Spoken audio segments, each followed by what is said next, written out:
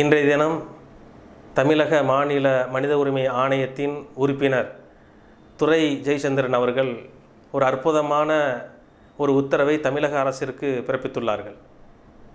இந்த உத்தரவு எதன் அடிப்படையில் என்றால் 2011ஆம் ஆண்டு மதுரை மாவட்டத்தில் RSS அலுவலகத்தில் சில மர்ம நபர்கள் மாட்டுடைய தலையை அறுத்து வீசி சென்றதின் அடிப்படையில் அப்பொழுது விசாரணையை மேற்கொண்ட அதிகாரிகள் துவக்கம் முதலேயே இந்த குற்றச்செயல் முஸ்லிம்கள் தான் செய்தார்கள் என்ற அடிப்படையில் விசாரணையை மேற்கொண்டார்கள். அதன் அடிப்படையில் ஏறத்தாழ 20க்கும் மேற்பட்ட முஸ்லிம் இளைஞர்கள் அன்றைய தினம் விசாரணைக்காக உட்படுத்தப்பட்ட நிலையிலே, குறிப்பாக மஹபூபாளையத்தை சார்ந்த அப்பாஸ், ஷாகுல் ஹமீத், ஷாஹின் ஷா, அதே போன்று அல்ஹாஜ் ரஃபீக் ராஜா அவர்கள் தொடர்ச்சியாக சித்திரவதைக்கு உள்ளாக்கப்பட்டு அவர்கள் கடுமையான முறையிலே காவல்துறை அதிகாரிகளால் தாக்கப்பட்டார்கள்.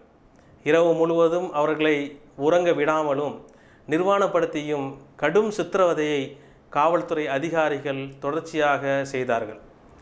எங்கு குற்றச்செயல்கள் நடந்தாலும் அதை முஸ்லிம் சமூகத்தின் மீது திருப்பிவிடக்கூடிய அந்த போக்கு என்பது தொடர்ச்சியாக இந்த ஜனநாயக நாட்டில் நடந்து கொண்டிருக்கின்றது. அதன் நீட்சிதான் மதுரையில் நடந்த இந்த சம்பவமும் கூட. தொடர்ச்சியாக முஸ்லிம்களை குறிவைத்து முஸ்லிம்களுக்கு எதிராக தவறான ஒரு மனநிலையை மக்களுக்கு மத்தியிலே ஏற்படும் விதமாக நடத்தப்பட்ட இந்த சம்பவத்திற்கு எதிராக மனித உரிமை ஆணையத்திடம் இந்த 4 குடும்பத்தாரின் கோரிக்கையை முன்வைத்து பாப்புலர் ஃப்ரண்ட் சார்பாக நாங்கள் மனுவை அளித்திருந்தோம்.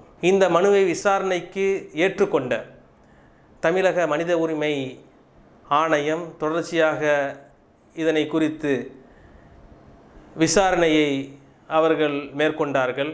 விசாரணையை மேற்கொண்ட இந்த நிலையிலே NCHRO சார்பாக உண்மை கண்டறியும் குழு அன்றைய தினத்திலே பேராசிரியர் மார்க்ஸ் தலைமையில் ஏற்படுத்தப்பட்டு அவர்களும் இந்த சம்பவம் யாரால் நடத்தப்பட்டது, இந்த விசாரணையின் போக்கு எவ்வாறு நடந்து கொண்டிருக்கின்றது, இந்த விசாரணை என்பது ஒருதலைபட்சமாக நடத்தப்படுகின்றது என்பதை குறித்தும், இந்த விசாரணையில் பாதிக்கப்பட்ட நபர்கள் தொடர்ச்சியாக சித்திரவதைக்கு உள்ளாக்கப்பட்டார்கள் என்கின்ற பல்வேறு செய்திகளை அவர்கள் தொகுத்து மனித உரிமை ஆணையத்திடம் இவர்களும் தங்களுடைய அறிக்கையை சமர்ப்பித்தார்கள். பாப்புலர் ஃப்ரண்டுடைய சட்ட போராட்டத்திற்கு கிடைத்த மகத்தான வெற்றி இன்றைய தினத்திலே தமிழக மனித உரிமை ஆணையத்தின் உறுப்பினர் திரு துரை ஜெயச்சந்திரன் அவர்கள் தமிழக அரசிற்கு பாதிக்கப்பட்ட நபர்களுக்கு தலா 1 லட்சம் ரூபாய் வழங்க வேண்டும் என்றும், குறிப்பாக முஸ்லிம்களுடைய விஷயத்தில் தவறாகவும் இந்த விசாரணையை ஒருதலைபட்சமாக நடத்திய, சட்டவிரோதமாக சிறையில் வைத்து சித்திரவதை செய்த விசாரணை அதிகாரிகள் மீது தமிழக அரசு நடவடிக்கை எடுக்க வேண்டும் என்கிற உத்தரவை மிக தெளிவாக பிறப்பித்திருக்கின்றார்கள். இந்த உத்தரவு என்பது மனித உரிமைக்கு கிடைத்த வெற்றியாக நாங்கள் பார்க்கின்றோம். ஜனநாயக நாட்டில் தொடர்ச்சியாக மனித உரிமை மீறப்பட்டு கொண்டிருக்கின்றது.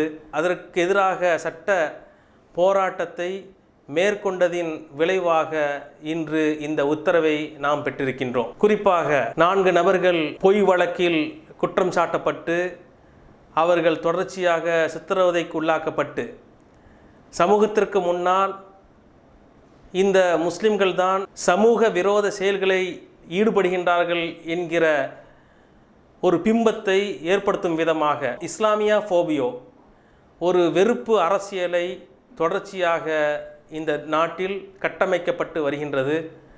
அதில் காவல்துறை அதிகாரிகளும் விதிவிலக்க இல்லை என்ற அடிப்படையில் அவர்களும் ஒருதலைபட்சமாகவே தங்களுடைய நடவடிக்கையை மேற்கொள்கின்றார்கள், தங்களுடைய விசாரணையை மேற்கொண்டு வருகின்றார்கள். அதனுடைய நீட்சியாகத்தான் இந்த சம்பவத்தையும் பார்க்க முடிகின்றது. ஆக பாதிக்கப்பட்ட மக்கள் சட்ட போராட்டத்தின் விளைவாக இன்று அந்த 4 நபர்களும் நிரபராதிகள் என்று இன்று அடையாளப்படுத்தப்பட்டிருக்கின்றார்கள்.